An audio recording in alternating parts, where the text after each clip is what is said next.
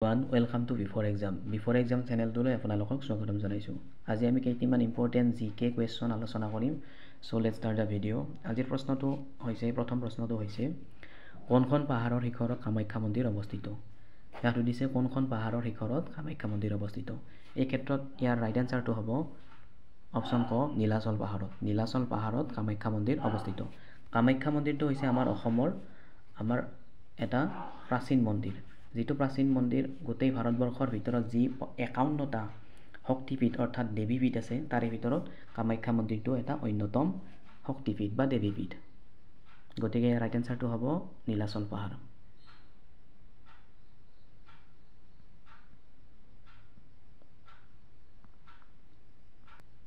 দ্বিতীয় প্ৰশ্নটো চাইছোঁ কোন চনত অসমৰ ৰাজধানী শ্বিলঙৰ পৰা দিছপুৰলৈ স্থানান্তৰিত হৈছিল? ইয়াত সুধিছে যে কোন চনত অসমৰ ৰাজধানীখন দিছপুৰলৈ কি কৰা হৈছিল? অনা হৈছিল। এই ক্ষেত্ৰত ইয়াৰ ৰাইট আনসাৰটো হ'ব অপশ্যন নম্বৰ খ 1973। 1973 কি কৰা হৈছিল? অসমৰ ৰাজধানীখন শ্বিলঙৰ পৰা দিছপুৰলৈ স্থানান্তৰিত কৰা হৈছিল। গতিকে এইটো মনত ৰাখি থ'ব। 3 নং প্ৰশ্নটো চাইছোঁ অসমীয়া সাহিত্য সভা প্ৰথম বৰ্ষ কেতিয়া প্ৰতিষ্ঠা হৈছিল? অসমীয়া সাহিত্য সভা বা অসম সাহিত্য সভা। অসম সাহিত্য সভা প্ৰথমবাৰৰ বাবে 1917 চনত কি কৰা হৈছিল? অনুষ্ঠিত কৰা হৈছিল।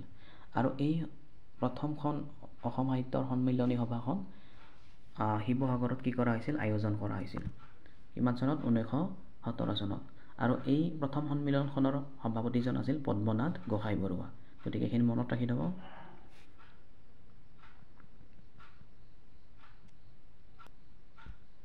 4 নং প্ৰশ্নটো চাইছোঁ অসম সাহিত্য সভাৰ প্ৰথমখন সন্মিলন ক'ত আয়োজন কৰা হৈছিল? অসম সাহিত্য সভাৰ প্ৰথমখন সন্মিলন ক'ত আয়োজন কৰা হৈছিল? এই ক্ষেত্ৰত ইয়াৰ ৰাইট আনসাৰটো হ'ব শিৱসাগৰত।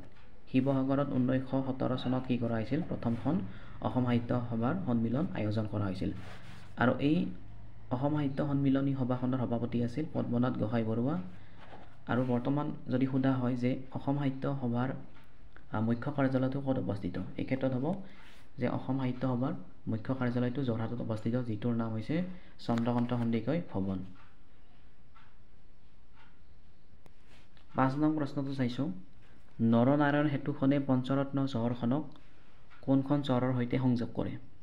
যে নৰনাৰায়ণ যিখন ব্ৰহ্মপুত্ৰৰ ওপৰত আছে নৰনাৰায়ণ সেতু, সেই সেতুখনে আমাৰ কোন দুখন ঠাইক কি কৰে? সংযোগ কৰে। এই ক্ষেত্ৰত ইয়াৰ শুদ্ধ উত্তৰটো হ'ব যোগীঘোপা।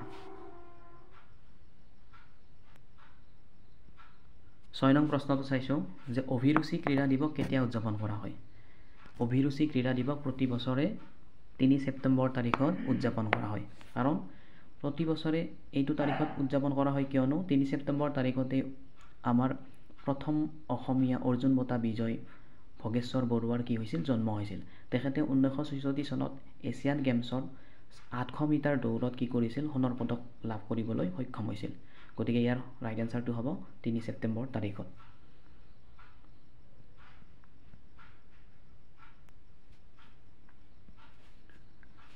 7 নম্বৰ প্ৰশ্নটো চাইছোঁ প্ৰথম অসমীয়া উপন্যাসখনৰ নাম কি?